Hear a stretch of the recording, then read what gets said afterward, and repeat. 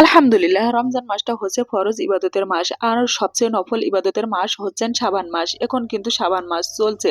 নফল রোজা রাখার জন্য ভোর ৩টায় উঠেছি, উঠে দেখছি রাতের ভাতটা শেষ হয়ে গিয়েছিল, রান্নাটা আর করা হয়নি। সেজন্য এখন আমি একটু ম্যাগি নুডলস দিয়েই সেহরি খাবো, সেজন্য একটা ম্যাগি রান্না করছি। জীবনে আমরা কত নামাজ রোজায় মিস করেছি, তো যদি একটু নফল ইবাদত করতে না পারি সেটাতেও হয়তোবা অনেকটা ভালোই লাগবে। সেই জন্য নফল রোজা রাখার উপলক্ষে সেহরি করছি। আরও আজ পবিত্র জুম্মাবার, অনেক সুন্দর একটা দিন। আল্লাহর কাছে লাখো শুক্রিয়া, এই জুম্মাবারের দিন শবে বরাতের ইবাদত করার রাত এসেছেন।